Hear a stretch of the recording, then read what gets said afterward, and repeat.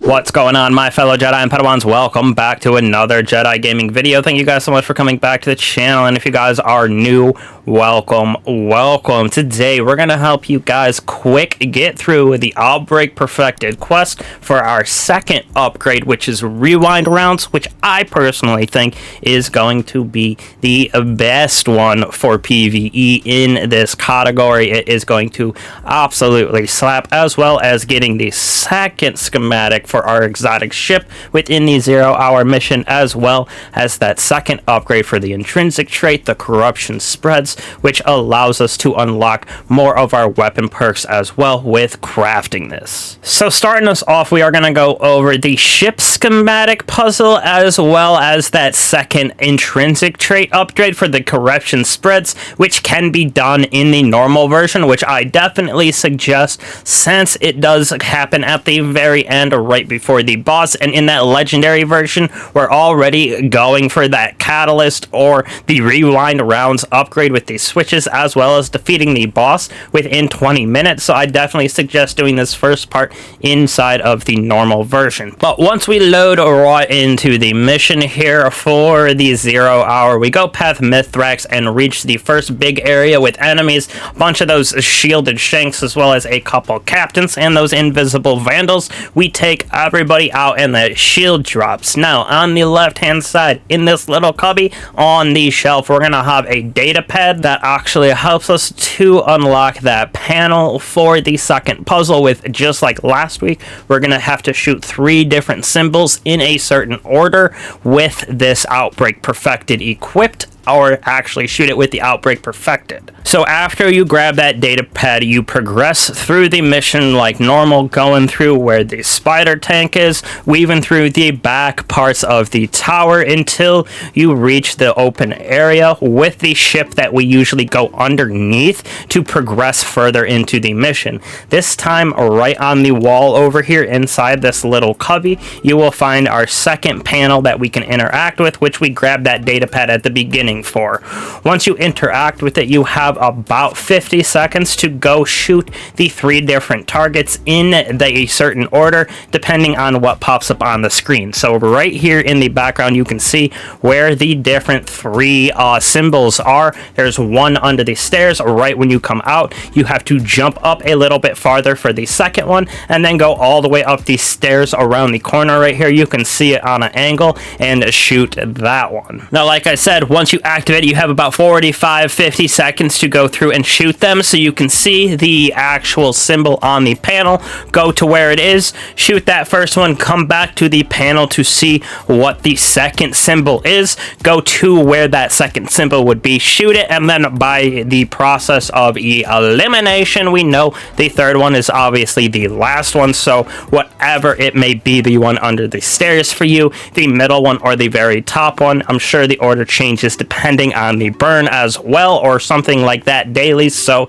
just make sure you shoot them in order, and once you do, you will see that sequence accepted, where you have to finish out in that final room after the floor puzzle with the different switches. But right here, we will actually show you guys the different floor puzzles that can be. It switches daily depending on the burn of the mission, so that is also for normal, but normal does show you the path as well inside of the mission, but they'll just be up and down right here. You can see the different paths are for when it's void, solar, as well as arc. So use this to get across that puzzle on the daily rotation, depending on what that burn is. But then we enter this big old room just like before, right before the boss, where we have to hit a bunch of switches in a certain order, which will then accept that sequence, which we unlocked by shooting those symbols, and it'll actually give us our second ship schematic, as well as that corruption spreads upgrade.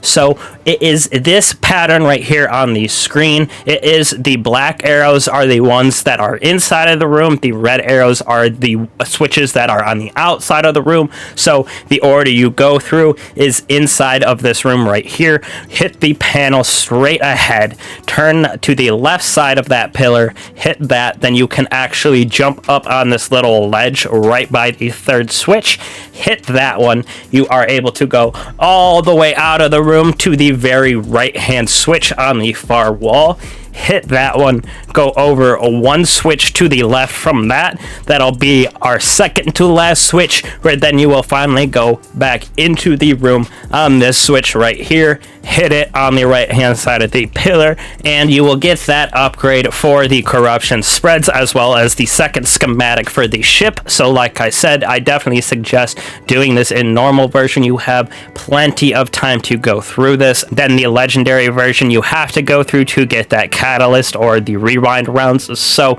we'll cover that next. So to start us out with the catalyst and grabbing or rewind rounds, we go over to Ada1 and grab the quest that she has, which will reward us our nice upgrade in rewind rounds, which the first step has us collect these Siva nanite particles from a lost sector on the Cosmodrome, so you can see where I'm showing you on the map and the path that we take through this little back section. Once you load in, you just turn right around. If you're using one of these skimmers or boards, you can get through it with ease. Even with a Sparrow, you can get through some of the parts, but then you just work your way through the docks, through the back section, all the way over here to where that spider tank can drop periodically. And in the back left hand corner, away yonder up inside of this little hangar, we're gonna have the lost sector, where you just get defeats on that lost sector enemies with the Outbreak Perfected. You only need 10 of those Siva nanite swarms to drop,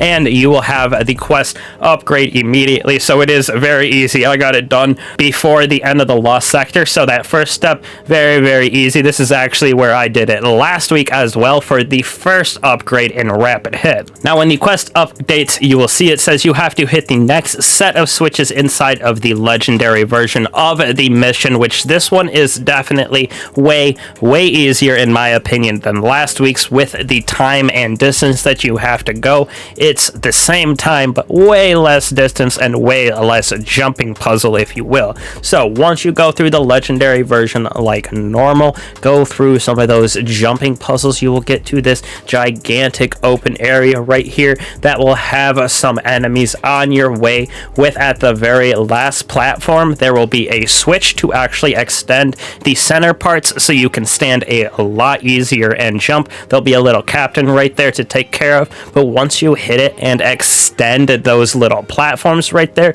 you go back almost to where you first jumped in, and on this left hand wall, or where I'm orientated at least to the left hand side, will be the switch for the catalyst to activate. You hit that and you got the same amount of time, about 25 seconds, to get to where this second switch is, which is just super easy. You can see you just jump back to where you hit that first switch. Actually duck inside of this little tunnel right here, and you will see some red pipes go all around those, and the second switch is literally right there.